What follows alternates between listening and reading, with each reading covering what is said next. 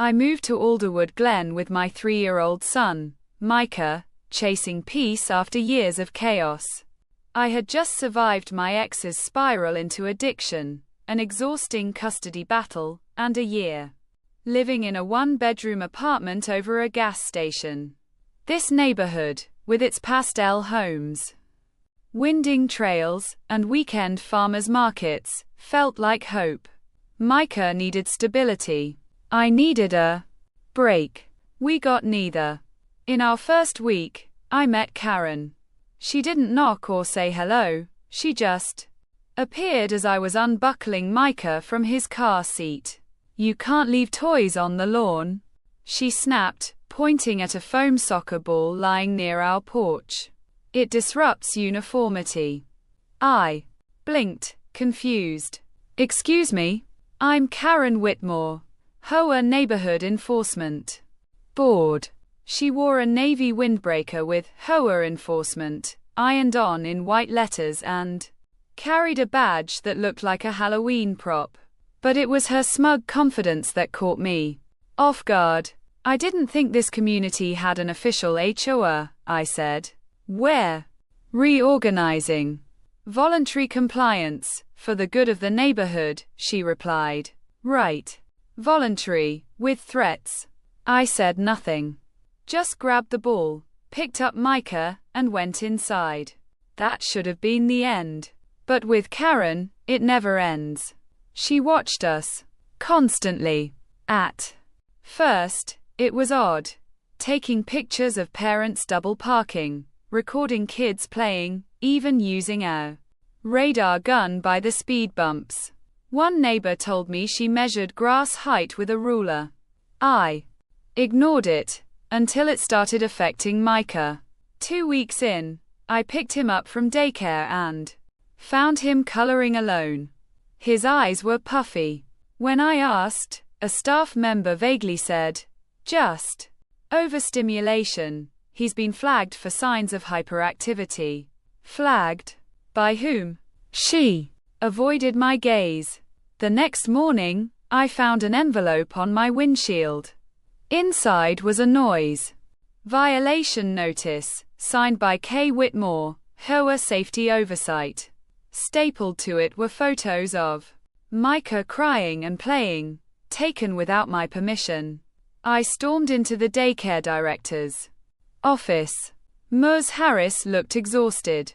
"We've had complaints about Karen, but she doesn't work here. She volunteers, brings supplies, intimidates the staff."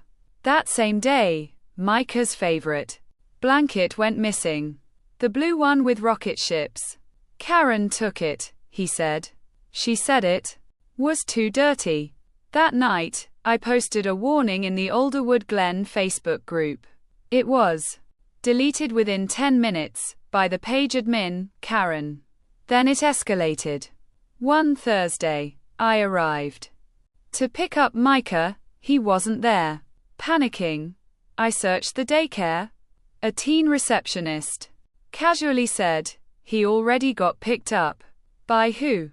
Lady in a navy vest said she was with HOA Child Wellness.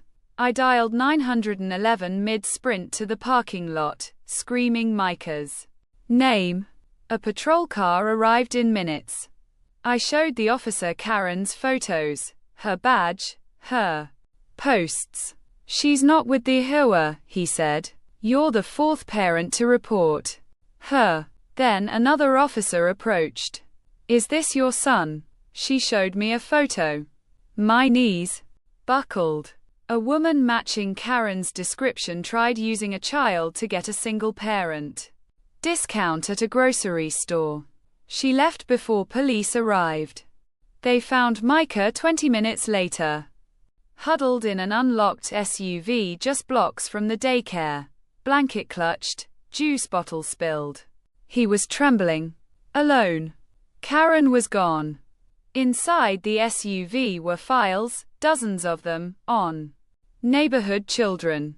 Photos, notes, ratings like defiant or cries often. A column labeled discount worthy. Micah's photo was at the top. I returned to the daycare as the police launched a manhunt. News vans crowded the street. Then I saw her, Karen, calmly standing on the front steps in her fake uniform and sunglasses, clipboard in hand. I jumped out of the car. That's her. She took my baby. Karen didn't flinch. This is a misunderstanding. I'm conducting a behavioral wellness check, she said. You're not with any agency, an officer replied. Karen tilted her head. I'm recognized by the Community Watch Initiative. No, you're not, the officer said. That badge is an Amazon fake. Her composure cracked. She tried to walk past them. I need to speak to the daycare manager. This is harassment. Ma'am, you're being detained. Another parent stepped forward. She did this to my daughter last year. Gave her a sponge bath at a public restroom. Said it was sanitation? Enforcement. Karen resisted arrest. Screamed about being a mandated safety officer. She reached into her vest. An officer pulled his taser. Hands out, Karen. She slowly pulled out a laminated fake court order. It was labeled, Child Wellness Seizure Authorization. Signed by Judge Alan Q. Justice. Even the cop laughed. Judge. Justice. They cuffed her.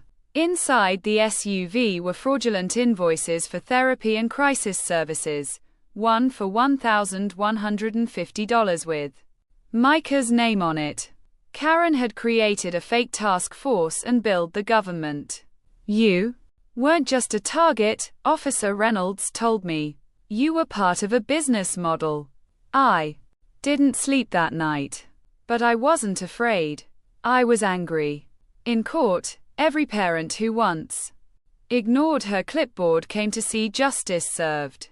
Karen was charged with child endangerment, impersonating a government official, attempted kidnapping, and wire fraud. The judge denied bail. During my victim impact statement, my voice shook, but I made it clear. She called herself a protector. She terrorized our kids. My son has nightmares now. Judge Franklin didn't blink. This isn't about HOA rules. It's about control, manipulation, entitlement. Karen was sentenced to 25 years in state prison. No parole for 15. When she was led away, she whispered, I was trying to help. You didn't help, the judge said. You hurt? 2 days later, police uncovered hundreds of files in Karen's home. Children labeled, belong, or defective. Applications for fake grants. A criminal empire built on fake authority. The daycare now has locked doors, ID verification, real therapists. Parents talk. They question. They don't ignore red flags anymore. And Micah? He healed. At the end of year picnic, he held up a toy badge. If someone like Karen tries again, I'll tell her I have my own badge now. I hugged him hard. Am I safe now, Mommy? He asked. Yes, baby, you are.